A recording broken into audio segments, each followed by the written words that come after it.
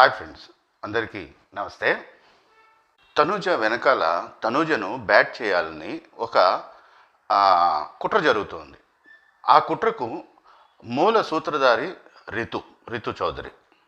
దాంట్లో ఆమె పావులుగా వాడుకుంటుంది ఎవరెవరిని అంటే పులిరాజ కళ్యాణ్ను, డెమాన్ పవన్ను, పులిరాజ 2, ఇమ్మును కూడా ఆమె ఈ శకుని తంత్రంలో పావులుగా వాడుతోంది. శకుని పాచికల్లాగా వాడుతోంది వాళ్ళందరినీ.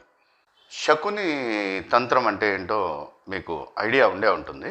ఒకవేళ లేకపోతే బ్రీఫ్గా ఏంటంటే, పక్కనే ఉంటూ నమ్మించి వెన్నుపోటు పడవడం అనేది శకుని తంత్రం. శకుని యాక్చువల్గా ప్రతిజ్ఞ చేశాడు, కౌరవ వంశాన్ని నిర్వంశం చేస్తాను అని. కానీ అదే కౌరవులతో కలిసి వాళ్ళతోనే ఉంటూ వాళ్లకు మంచి చెప్తున్నట్లుగా నటిస్తూ చెడ్డ పనులు వాళ్ళతో చేపిస్తూ వాళ్లను బ్యాట్ చేసి చివరికి పాండవులకు వాళ్లకు యుద్ధం వచ్చేలా చేసి పాండవుల చేతిలో వీళ్ళు ఓడిపోయేలా చేసి తన ప్రతిజ్ఞ నెరవేర్చుకున్నాడు శకుని. దీంట్లో ముఖ్య భూమిక పోషించింది అతని చేతిలో ఉన్న పాచికలు. ఆ పాచికలను తన బంధువర్గం అంతా చనిపోతే వాళ్ళ ఎముకల నుంచి తయారు చేసిన పాచికలవి. రితుకు తనూజ మీద ఉన్న కోపం ఏంటి, ఆమెతో ఉన్న వైరం ఏంటి, ఎక్కడి నుంచి స్టార్ట్ అయింది ఇది అని మనం స్టార్టింగ్ నుంచి గమనించుకుంటూ వస్తే, ఫస్ట్ వీక్ జరిగిన నామినేషన్స్ టాస్క్ దాన్ని గుర్తు చేసుకోండి ఒకసారి మీరు. ఆ నెట్లోంచి ఫాస్ట్గా వెళ్ళి పాక్కుంటూ వెళ్ళి హ్యామర్ తీసుకోవాలి. హ్యామర్ తీసుకుంటే తనతో కంపీట్ చేసిన వాళ్ళు ఆటోమేటిక్గా నామినేట్ అవుతారు. ఆ తర్వాత తను మరొకరిని నామినేట్ చేయొచ్చు. ఆ నామినేట్ చేసే వాళ్ళను ఓనర్స్గా ఉన్న వాళ్ళు ఒప్పుకోవాలి. కాబట్టి దాంట్లో ఎవరో ఒకళ్ళకు ఆ హ్యామర్ని ఇస్తే వీళ్ళు నామినేట్ చేసిన పర్సన్ ఆ నామినేట్ చేయడానికి చూపిన రీజన్స్ సరైనవి అనుకుంటే వాళ్ళనే నామినేట్ చేస్తారు. లేకపోతే వాళ్ళు మార్చొచ్చు, వీళ్ళు నామినేట్ చేసిన పర్సన్ మార్చొచ్చు. ఇది ఫస్ట్ వీక్లో జరిగిన నామినేషన్ టాస్క్. దీంట్లో పోటీ పడింది ఎవరు? రితు, తనూజ ఇద్దరు పోటీ పడ్డారు. గెలిచింది ఎవరు? తనూజ. గుర్తుంది కదా మీకు అందరికీ. అయితే అక్కడ రీతు ఫాస్ట్గా వచ్చే ప్రయత్నంలో పైన ఆ నెట్ ఇది చేశారు కదా, దానికి పైన ఫ్రేమ్ ఉంటుంది. ఆ ఫ్రేమ్కు ఉన్న మెటల్ ఏదో ఆమెకు గీసుకుంది. చాలా మైనర్ స్క్రాచ్ అది, కానీ గీసుకోవడం అయితే గీసుకుంది. ఆ గీసుకున్నప్పుడు మంట, నొప్పి, అలాగే బ్లడ్ రావడం అనేది జరిగింది. అక్కడ మీరు దాన్ని స్లో మోషన్లో పెట్టుకుని జూమ్ చేసి సరిగ్గా అబ్జర్వ్ చేయండి. అబ్జర్వ్ చేస్తే రీతు పడిపోతుంది, తనూజ క్రాస్ అవుతూ ఉంటుంది. ఆ జంక్షన్ ఏదైతే ఉంటుందో ఆ రెండింటి మధ్యలో ఆ జంక్షన్ పాయింట్ను క్రాస్ అవుతూ ఉంటే రీతు చేతులు ఆ తనూజ కాళ్లను చుట్టడానికి ప్రయత్నిస్తూ ఉంటుంది. కానీ తనూజ ఫాస్ట్గా వెళ్ళిపోతుంది విడిపించుకుని. తనూజ ఇక్కడ కనీసం రీతు వైపు చూడను కూడా చూడదు. తను వెళ్తూ ఉన్నప్పుడు తన కాళ్లను చుట్టుకోవడానికి ఆమె చేతుల ద్వారా ఆమె ప్రయత్నం చేస్తే దాన్ని విడిపించుకుంటూ వెళ్ళిపోతుంది. అక్కడ రీతు కూడా గట్టిగా ప్రయత్నం చేయలేదు. ఎందుకంటే ఒక చేత్తో ఆమె తనకు దెబ్బ తగిలింది కదా, దాన్ని పట్టుకొని చూసుకుంటూ ఉంటుంది. ఇంకొక చెయ్యి ముందుకు చాపి ఈమెను ఆపడానికి అడ్డుకోవడానికి ఒక ప్రయత్నం చేస్తుంది. కానీ తనూజ ఆ టాస్క్లో విన్ అయ్యి హ్యామర్ను పట్టుకుంటుంది వెళ్ళి. రీతు ప్రస్తుతం ఇప్పుడు ఆ హౌస్లో ఉన్న లేడీస్ అందరిలోకి అత్యంత బలవంతురాలు చెప్పాలంటే. ఆమె హైటు, వెయిట్, ఆమె ఫిజిక్, నెక్స్ట్ ఆమె ఫిట్నెస్ లెవెల్, ఇవన్నీ కూడా ఆమెను లేడీస్ అందరిలోకి అత్యంత బలమైన వ్యక్తిగా నిలబెట్టాయి. ఆమె ఇమ్యూనిటీ టాస్క్, ఆ పైకి పరిగెత్తుకుంటూ వెళ్ళి స్టార్లు తీసుకొచ్చే టాస్క్లో రామును పట్టుకొని కింద పడేస్తే, రాము యాక్చువల్గా మేల్ స్ట్రెంగ్త్కు ఫీమేల్ స్ట్రెంగ్త్కు తేడా ఉంటుంది. కానీ రాము కనీసం ఆమె పట్టు నుంచి విడిపించుకోలేకపోయాడు. సో అంత స్ట్రాంగ్, అంత పవర్ఫుల్లీ బిల్ట్ ఫిజిక్ ఆమె సొంతం. మరోవైపు తనూజను చూస్తే స్లెండర్, స్లీక్, కొంచెం డెలికేట్లీ బిల్ట్ ఫిజిక్ తనూజది. సో ఆటోమేటిక్గా ఆ టాస్క్లో తనూజ తన ఆపోనెంట్ అనగానే రీతు ఏమనుకుని ఉంటుంది, ఈ రౌండ్ మందే ఖచ్చితంగా అని ఫిక్స్ అయిపోయి ఉంటుంది ఆటోమేటిక్గా. కానీ అన్ఫార్చునేట్గా ఆమెకు అన్ఫార్చునేట్ అది నిజంగానే. ఒకవేళ అది పైన అలా గీసుకొని ఉండకపోతే ఖచ్చితంగా వచ్చి ఒకవేళ తనకన్నా ముందు వెళ్తా ఉన్నా కూడా తనూజాను పట్టి లాగి తోసి కింద పారేసి వెళ్ళిపోయేది ముందుకు. ఖచ్చితంగా విన్నర్ అయ్యేది ఆ టాస్క్లో. కానీ అన్ఫార్చునేట్గా ఓడిపోయింది, తనూజ గెలిచింది. సో ఏమవుతుంది, న్యాచురల్గా రీతుకు ఆమె ఈగో హర్ట్ అవుతుంది. అదేంటి ఇంత వీక్గా ఉన్న తనుజ చేతిలో నేను ఓడిపోయాను అని ఆమె ఈగో హర్ట్ అవుతుంది. ఆ విషయంలో ఆమె బ్యాలెన్స్ కోల్పోయి ఆమె మాట్లాడిన మాటలు మనం చూసాం. అసలు ఒక మీనింగ్లెస్ మాట, ఒక సెంటెన్స్ వదిలింది రీతు. నేను సారీ చెప్పానుగా అంటే ఆ మాట అనకముందు సారీ చెప్పాలి, అన్నాక సారీ చెప్తే నడవదు అంటుంది. ఆ మాట అన్నందుకే ఇక సారీ చెప్పింది, అనకుండానే సారీ ఎలా చెప్తుంది తనుజ. సో అక్కడ రీతు బ్యాలెన్స్ కోల్పోయింది పూర్తిగా. దానికి కారణం కేవలం తన అహం దెబ్బతినడం. సో ఆమె డాక్టర్ దగ్గరికి వెళ్తుంది రీతు. మళ్ళీ బయటకు వచ్చాక తనుజ అడుగుతుంది, ఎందుకంటే అక్కడ ఆ సీన్లో ఏం జరిగింది అనే క్లారిటీ నిజంగానే తనుజకు లేదు. మీరు క్లియర్గా అబ్జర్వ్ చేయండి, నిజంగానే ఆమెకు ఆ విషయంలో క్లారిటీ లేదు. ఎందుకంటే వెళ్తూ ఉంటే ఆమె చేతులు తన కాళ్లను చుట్టేయాలని చూడడం మాత్రమే తెలుసు ఆమెకు. ఆమె దాన్ని వదిలించుకుని ఫాస్ట్గా వెళ్ళిపోయింది. తీరా అక్కడికి వెళ్ళి హ్యామర్ తీసుకున్నాక మళ్ళీ వెనక్కి తిరిగి చూస్తే ఈమె తల పట్టుకొని పడిపోయి ఉండడం చూసి అని ఆమె ఒక షాక్ లాగా ఒక ఎక్స్ప్రెషన్ పెడుతుంది. సో ఏం జరిగిందో తెలియదు కాబట్టి తనుజ జస్ట్ ఒక ఇన్ఫర్మేషన్ కోసం అడిగినట్లుగా ఒక క్యాజువల్గా ఒక క్వశ్చన్ అడుగుతుంది. అదేంటి నువ్వు నన్ను ఆపడానికి ప్రయత్నించినప్పుడు ఏమైనా దెబ్బ తగిలిందా అని అడిగితే దానికి రీతు హర్ట్ అయిపోతుంది విపరీతంగా. ఎందుకంటే ఆమెలో ఆ గిల్టీ కాన్షియస్నెస్ ఆల్రెడీ ఉంది. ఎందుకు, ఆమె ఆపడానికి ప్రయత్నించింది ఖచ్చితంగా, కానీ తనకు దెబ్బ తగిలింది అని వచ్చే సింపతి ఆ మాట వల్ల పోతుంది. సో ఫ్లేరప్ అయిపోయి ఇప్పుడు నేను చెప్పాను కదా ఆ సెంటెన్సు వాడుతుంది. ఆ సెంటెన్స్ ఇక్కడ వాడిందా లేకపోతే తర్వాత నామినేషన్స్ టైంలో శ్రీజ నామినేట్ చేసేటప్పుడు వాడిందా? ఓకే, అవన్నీ కంటిన్యూస్గా జరిగినవే. తర్వాత ఏం జరుగుతుందంటే శ్రీజకు హ్యామర్ ఇస్తారు. అది భరణి అన్న లేకపోతే సుమన్ అన్న, మొత్తానికి ఇద్దరిలో ఎవరో హ్యామర్ ఇస్తారు శ్రీజకు. ఇక్కడ వీళ్ళు సంజనను నామినేట్ చేయడానికి రీజన్ చెప్తారు. రీజన్ చెప్పి హ్యామర్ తీసుకెళ్ళి శ్రీజాకి ఇస్తారు. శ్రీజాకి ఇస్తే శ్రీజాకు అతి తెలివే కదా, మామూలుగానే ప్రో గేమర్ నిద్రలేస్తుంది. శ్రీజాలు లేచి అక్కడ ప్లేట్ పెట్టిన సంజన గురించి, సంజన చేసిన తప్పుల గురించి మాట్లాడుతూ ఉంటే చూసే వాళ్ళందరికీ వినే వాళ్ళందరికీ ఓకే సంజన ప్లేట్ పగలగొట్టకపోతుంది శ్రీజ అనిపిస్తుంది కాసేపు. కానీ ఆమె అన్నీ చెప్పేసి నువ్వు చేసిన తప్పులు, ఇవన్నీ తప్పులు చేసావు, ఆ బాత్రూంలో అవి పెట్టడము, ఇట్లా రచ్చ చేయడము, ఇవన్నీ నాకు నచ్చలేదు అని చెప్పేసి, కానీ నేను తనుజాను నామినేట్ చేస్తున్నాను, ఈమెను నామినేట్ చేయట్లేదు అంటుంది. అనగానే సంజన ప్రో గేమర్. సంజనాది నిజంగా చాలా బ్రిలియంట్ బ్రెయిన్, కానీ ఆమె దాన్ని రాంగ్ ట్రాక్లో వాడుతోంది. కానీ రైట్ ట్రాక్లో వాడితే నిజంగా ఆమె చాలా బ్రిలియంట్ మైండ్ గేమర్ ఆమె. అక్కడ సంజన అంటుంది, ఇది కత్తిరా, ఇది కత్తి గేమర్ రా ఇది అంటుంది సంజన శ్రీజ గురించి. అక్కడ తనుజ ప్లేట్ పెడుతుంది, సంజన ప్లేట్ తీసేసి శ్రీజ పెట్టాక బోల్డ్ అండ్ రీజన్స్ చెప్పుకుంటూ వస్తుంది. ఒకటి చెప్పదు శ్రీజ, ఎప్పుడు 3 పాయింట్స్ కనీసం చెప్తుంది. ఆ రోజు కూడా 3 పాయింట్స్ చెప్పింది. ఫస్ట్ థింగ్, నువ్వు వంట విషయంలో ఏదో చేసావని చెప్తుంది. నువ్వు మనస్ఫూర్తిగా చేస్తున్నట్టు అనిపించట్లేదు అని చెప్తుంది.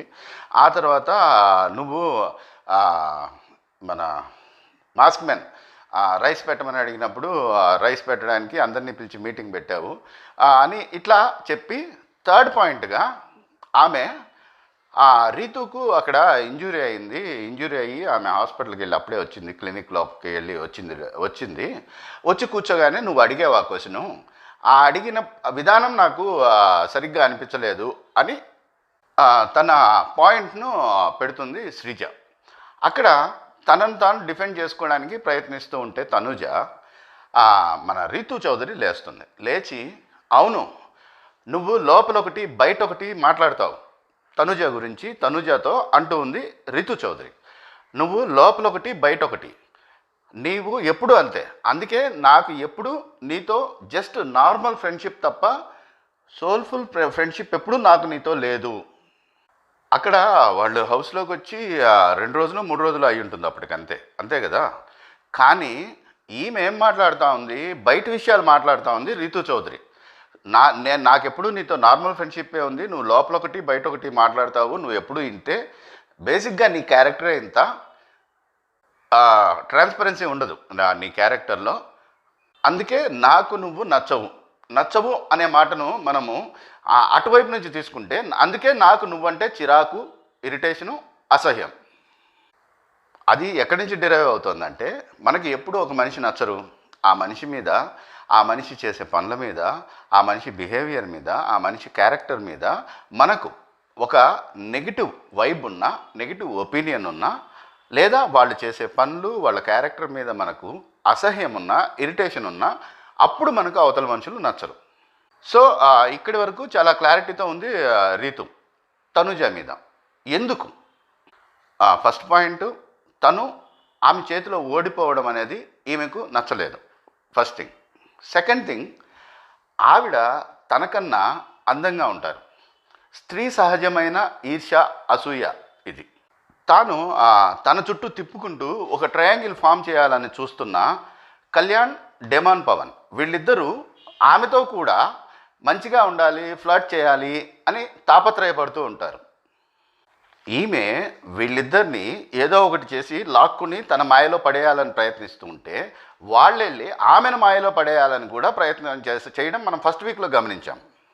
సో ఇది స్త్రీ సహజమైన జలసి, ఈర్ష్య, అసూయ ఇవి ఉన్నాయి ఆమెకు తనుజ మీద.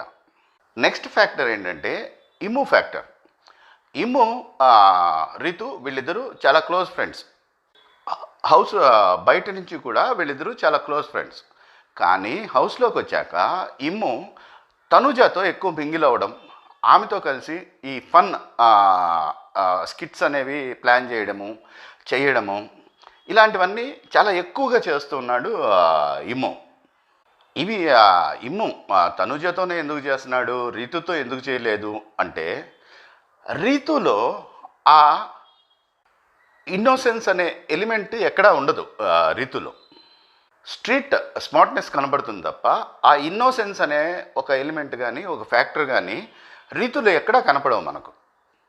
కానీ తనుజలో ఆ ఇన్నోసెన్స్ చాలా క్లియర్గా కనపడుతూ ఉంటుంది, ఆమె మాటల్లో కానీ ఆమె బిహేవియర్లో కానీ. మీరు ఇమ్ము తనుజ కలిసి చేసే ఆ ఫన్ స్కిట్స్ లాంటివి చూడండి. ఆ ఫోన్లో రమేష్ అంటూ ఉంటే తనుజ బాయ్ ఫ్రెండ్ లాగా ఫోన్లో మాట్లాడుతూ ఉంటే, ఆ తనుజ గర్ల్ ఫ్రెండ్ లాగా ఇమ్ము మాట్లాడుతూ ఉంటాడు ఫోన్లో. అది ఒక్కసారి గమనించండి. గమనించినప్పుడు అది అయిపోయాక మీకు తనుజ ఎక్స్ప్రెషన్ చూడండి ఒకసారి. ఆ ఇన్నోసెన్సు, ఆ అమాయకత్వం ఏదైతే ఉందో దాంట్లోంచి ఫన్ జనరేట్ అవుతుంది. ఇమ్ము దాన్ని బాగా గేస్ చేశాడు, ఐడెంటిఫై చేశాడు. అందుకే అతను తనుజతో అలాంటి స్కిట్లు చేస్తున్నాడు. అవే స్కిట్లు రీతుతో చేస్తే పండవు, ఖచ్చితంగా పండవు. కానీ రీతుకు నచ్చట్లేదు ఇది. ఎందుకు? నా ఫ్రెండు వాడు తనతో ఈ రకమైన స్కిట్లు చేయడం వల్ల తను హైలైట్ అవుతుంది. ఓకే, తర్వాత ఆ వీకెండ్ ఎపిసోడ్లోకి వెళ్దాం మనం ఇప్పుడు.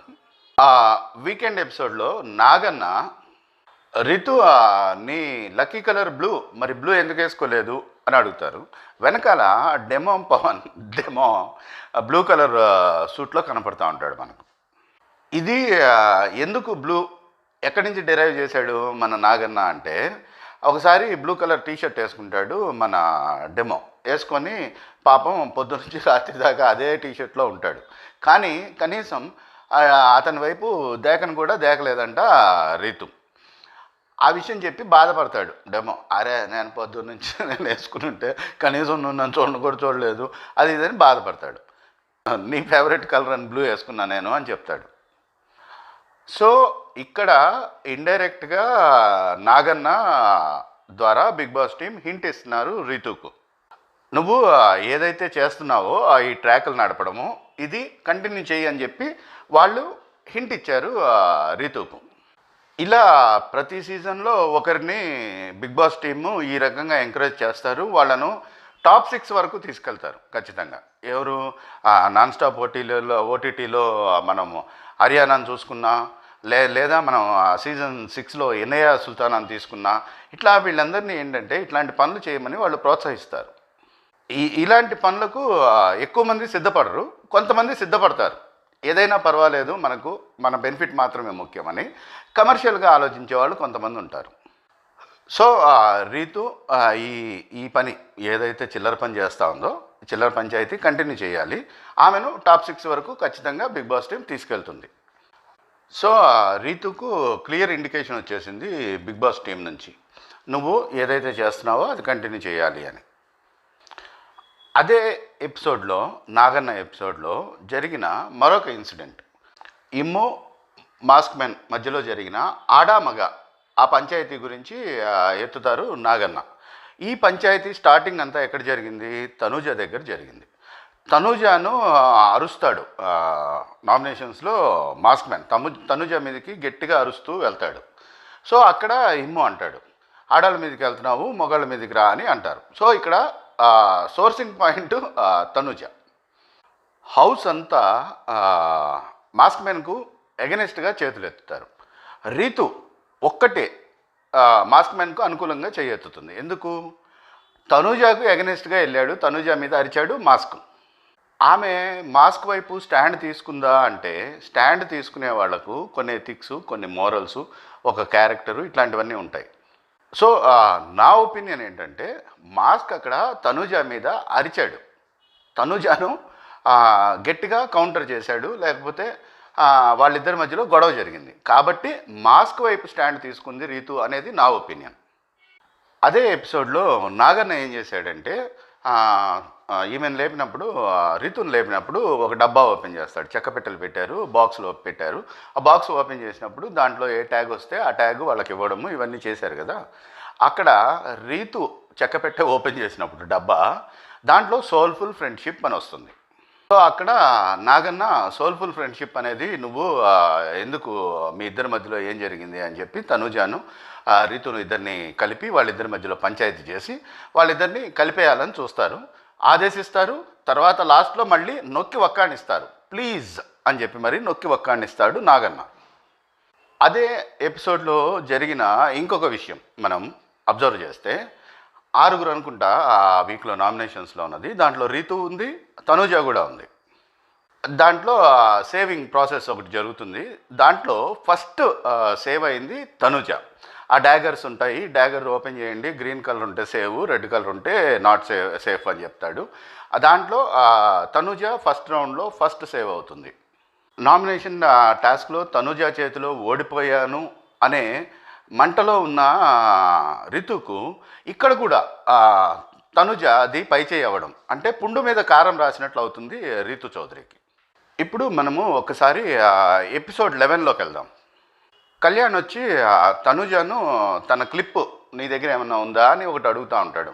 ప్రియా అనుకుంటా అడుగుతుంది క్లిప్పు కావాలి అనేదో. అడిగితే ఆ క్లిప్ కోసం వెతుకుతూ ఉంటాడు. తనుజ దగ్గరికి వచ్చి అడుగుతాడు. తనుజ ఏంటి అదేమన్నా స్పెషల్ క్లిప్పా ఏంటి అని అడుగుతూ ఉంటుంది కళ్యాణ్. అడుగుతూ ఉంటే రీతు వస్తుంది. వాళ్ళిద్దరూ బెడ్రూమ్లో ఉంటారు. ఆ బెడ్రూమ్లో తనుజ ఉంటుంది. తనుజ దగ్గరికి వెళ్ళి కళ్యాణ్ అడుగుతూ ఉంటాడు నిలబడి. బెడ్ మీద కూర్చుని ఉన్న తనుజను నిలబడి కళ్యాణ్ అడుగుతూ ఉంటే ఆ తనుజ అడుగుతూ ఉంటుంది. అక్కడికి రీతు వస్తుంది. వస్తే తనుజ రీతుతో కూడా అంటుంది, దా అడుగుదాము కళ్యాణ్ను, మనము అదేదో స్పెషల్ అది ఇది అంటా ఉన్నాడు, ఎవరన్నా ఏంటి దాని గురించి అడుగుదామని ఏదో అడుగుతూ ఉంటే ఏం లేదు క్రియేట్ చేయొద్దంటే మేం కాదు నువ్వే క్రియేట్ చేస్తున్నావు అని తనుజ అంటూ ఉంటుంది. అంటా ఉంటే రీతు సరే మీరిద్దరు మాట్లాడుకుంటున్నారు, మీ ఇద్దరి మధ్యలో నేను ఎందుకు వెళ్తాను అంటుంది. అంటే నాకు అదేం లేదు కూర్చో అని కూర్చోబెడుతుంది బలవంతంగా తనుజ. అప్పుడు రీతు తప్పించుకోవడానికి, అంటే అక్కడి నుంచి వెళ్ళిపోవాలి, వాళ్ళిద్దరు అక్కడ ఉన్నట్టుగా ఒక సీన్ క్రియేట్ అవ్వాలి అనేది రీతు ఒపీనియన్ కదా. సో రీతు ఏమంటుంది, నాకు వాష్రూము అర్జెంటు నేను వెళ్ళాలి అంటే ఇక్కడే పోసుకో నేను క్లీన్ చేస్తా కావాలంటే అంటుంది తనుజ. గమనించారు కదా మీరు, ఇవన్నీ అబ్జర్వ్ చేశారు, నోటీస్ చేశారు కదా. అక్కడ ఈ పులిరాజా కళ్యాణ్ ఏమంటాడు రీతుతో, ఏయ్ వెళ్ళి నువ్వు దూరంగా కూర్చోవచ్చు కదా అంటాడు. అంటే సరే లేచి రీతు బయటికి వెళ్ళిపోతుంది ఐ హర్టెడ్ అని చెప్పి. తర్వాత కళ్యాణ్ వెళ్ళిపోతాడు, తనుజ కూడా బయటకు వస్తుంది. తర్వాత బయట బయట కూర్చుని ఉంటారు, డెమో రీతు కూర్చుని ఉంటారు. అక్కడ బీన్ బ్యాగ్లో తనుజ కూర్చుని ఉంటుంది, వాళ్ళిద్దరి పక్కన సోఫాలో కళ్యాణ్ కూర్చుని ఉంటాడు. అక్కడ ఇమ్ము ఏదో కాంటెంట్ జనరేట్ చేయాలనే ప్రయత్నంలో డెమోన్ నీకెందుకు రీతు అంటే ఇష్టము అని అడగడము, దానికి డెమో ఏదో చెప్తూ ఉంటాడు, తను చాలా ఎఫెక్షనేట్ అది ఇదని ఏదేదో చెప్తూ ఉంటాడు. ఏ విషయాన్ని సీరియస్గా తీసుకోదు, చాలా ట్రాన్స్పరెంట్గా ఉంటుంది, అందంగా కూడా ఉంటుంది అని చెప్తా ఉంటే తనుజ లేచి సరే వీళ్ళ మధ్యలో మనం ఎందుకు అని చెప్పి లేయలేకపోతుంది బిన్ బ్యాగ్లోంచి. కళ్యాణ్ కొంచెం చెయ్యి ఇచ్చి లేపు అంటుంది.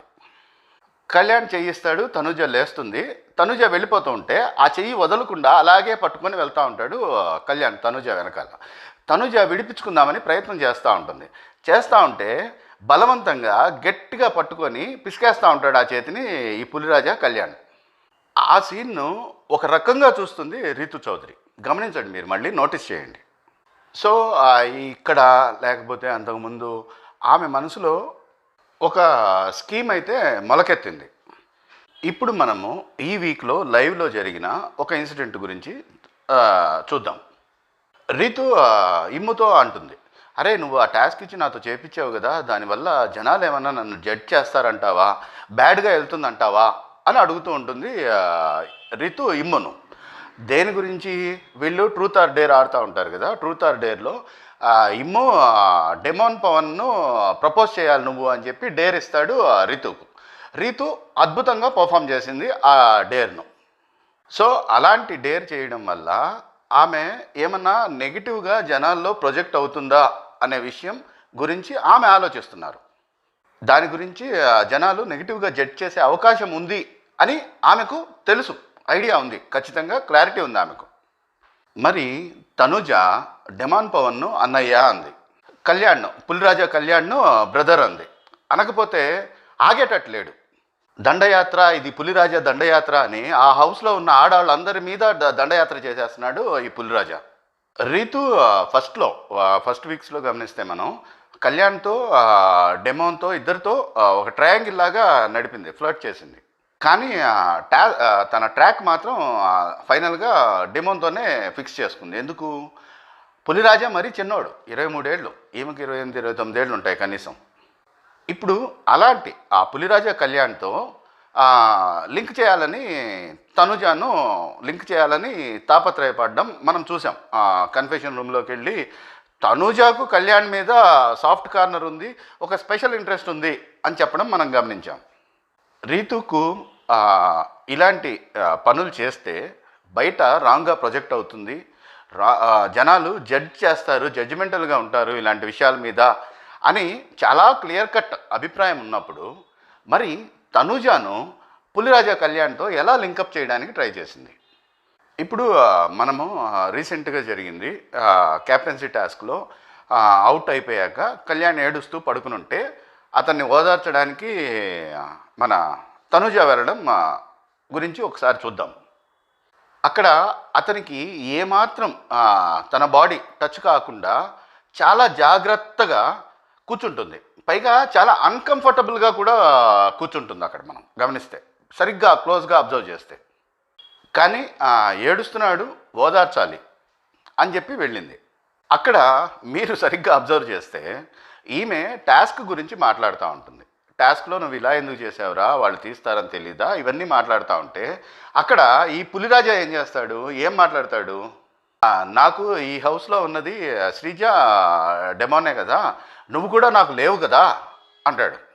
అక్కడ డిస్కషన్ బాండింగ్స్ గురించా, పులిహోర గురించా, లేకపోతే ఆ టాస్క్ గురించా? ఆమెమో ఆ టాస్క్లో ఎందుకు ఫెయిల్ అయ్యావు అని ఒక సబ్జెక్ట్ గురించి మాట్లాడుతూ ఉంటే ఇక్కడ ఇతనేమో పర్సన్స్ గురించి మాట్లాడుతూ ఉంటాడు. పైగా అక్కడ ఆ టాస్క్లో ఏ రకమైన ఇన్వాల్వ్మెంటు లేని తనుజ పేరును యాడ్ చేసి మరీ మాట్లాడుతూ ఉంటాడు. నేను ఆ టాస్క్ ఆడాను అసలు అని అడుగుతుంది తనుజ. తర్వాత చిరాకు వచ్చేసి చైల్డ్ లాగా మాట్లాడుతున్నావురా అంటుంది, అంటే మరి నిబ్బాలాగా మాట్లాడుతున్నావురా అని అంటుంది కోపం వచ్చేసి. నేనేదో ఆ క్యాప్టెన్సీ టాస్క్లో ఓడిపోయావు, ఏడుస్తున్నావు అని నేను ఓదార్చడానికి వస్తే నువ్వేమో ఇక్కడ కూడా పులిహోర కలుపుతున్నావురా పులిరాజా అనేది ఆమె ఉద్దేశం. ఇక ఈ ట్రూత్ ఆర్ డేర్ గేమ్ గురించి ఒక్కసారి మాట్లాడుకుని కంక్లూడ్ చేసేద్దాం. లైవ్లో ఈ మధ్య ఒక 4-5 రోజుల క్రితమో ఎప్పుడో నేను ఒకసారి లైవ్ చూసినప్పుడు వీళ్ళు ట్రూత్ ఆర్ డేర్ గేమ్ ఆడడానికి అందరూ కూర్చుంటూ ఉంటారు. అక్కడ ఇమ్ము కూర్చుంటాడు, ఇంకొకళ్ళు ఎవరో ఉంటారు, రీతు ఉంటుంది, తనుజ అని పిలుస్తారు. తనుజ అని పిలిస్తే తనుజ వచ్చేలోపు కళ్యాణ్ కూడా వచ్చి కూర్చుంటాడు అక్కడ. అప్పుడు తనుజ అన్న మాటలు లైవ్లో నేను చూసినవి, తనుజ అన్న మాటలు, నేను ఆడను, నేను కూర్చోను, వాడు ముదురు అంటుంది కళ్యాణ్ చూపించి. అంటే తనుజకు బేసిక్గా కళ్యాణ్ గురించి ఉన్న ఒపీనియన్ ఏంటంటే వాడు పులిరాజా, పులిహోర కలపడం తప్ప వాడికి వేరే పని లేదు, ఏమాత్రం అవకాశం దొరికినా దాన్ని పులిహోర కోసం వాడుకుంటాడు ఈ పులిరాజా అనేది అక్కడ తనుజ ఒపీనియన్.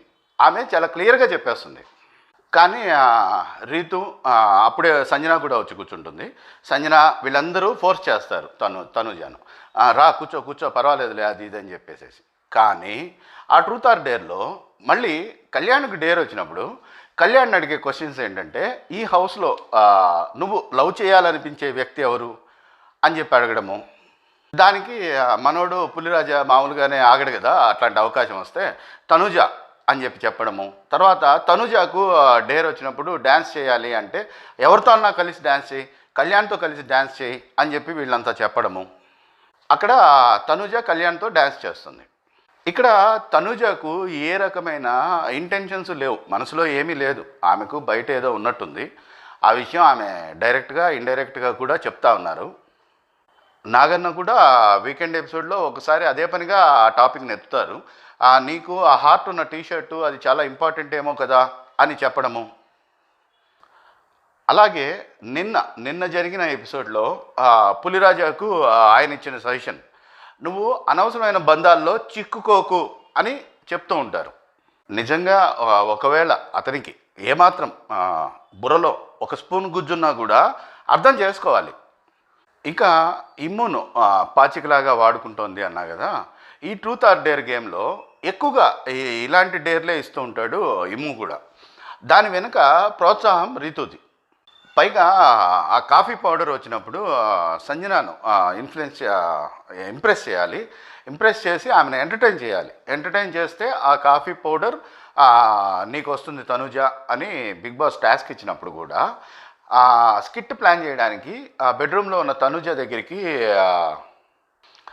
వెళ్తున్నప్పుడు కూడా ఇమ్మును ఇన్ఫ్లుయెన్స్ చేయడానికి చూస్తారు. అప్పుడు ప్రియా రీతు ఇద్దరు ఆ స్కిట్లో కళ్యాణ్ని ఇంక్లూడ్ చేయాలి.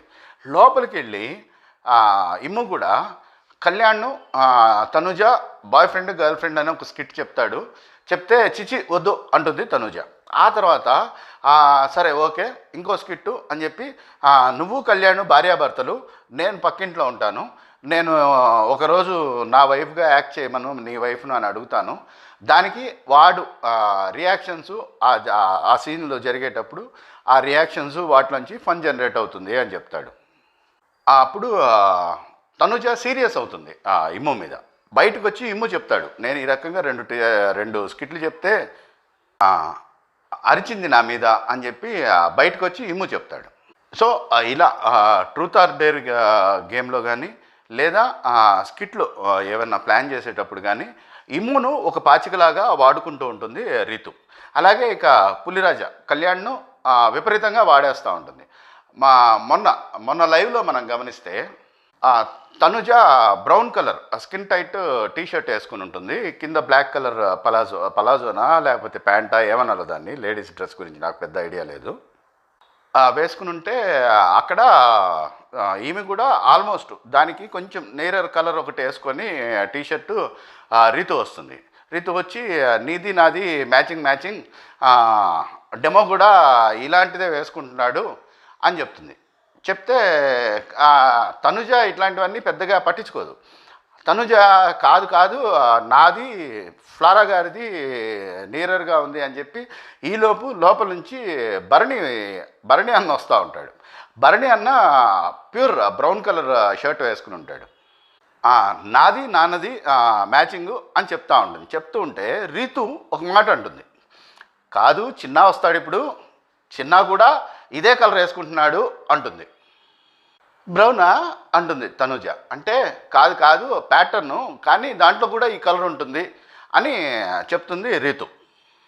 దానికి ముందు రోజు లైవ్లో మనం గమనిస్తే Tanuja Rithu white T-shirts వేసుకుంటారు. పులిరాజా 1, 2 కూడా వైట్ షర్ట్లే వేసుకుని కనపడతారు మనకు. దానికి ముందు కూడా తనుజ ఏ డ్రెస్ వేసుకుంటుందో చూడడం, రీతు వెళ్ళి వాళ్ళ చిన్న అంటే ఈ పులిరాజా కళ్యాణ్కి చెప్పడం, అతను అదే కలర్ డ్రెస్సు వేసుకోవడానికి ట్రై చేయడం, ఇవన్నీ జరుగుతూనే ఉన్నాయి చాలా కాలం నుంచి. వీటన్నిటి వల్ల రీతుకి ఏమొస్తుంది అంటే, మనకన్నా పైమెట్టు మీద ఒకళ్ళు ఉన్నారు, ఆ పైమెట్టు మీదకి మనం వెళ్ళడం అసాధ్యం. అప్పుడు ఏం చేస్తారు వీళ్ళు, వాళ్ళని కూడా కిందికి లాగేశారనుకోండి తనున్న మెట్టు మీదకి, అప్పుడు ఇద్దరు ఈక్వల్ అవుతారు. పక్కనే ఉంటూ నమ్మించి ఇలాంటి సీన్లన్నీ క్రియేట్ చేసి తాను చేరలేని తనుజ స్టాండర్డ్కు తాను చేరలేదు కాబట్టి తనున్న స్టాండర్డ్కు తనుజాను దించాలనే ప్రయత్నం. కానీ ఇది లైవ్లో చూస్తున్నారు, సోషల్ మీడియాలో వచ్చేస్తుంది కదా.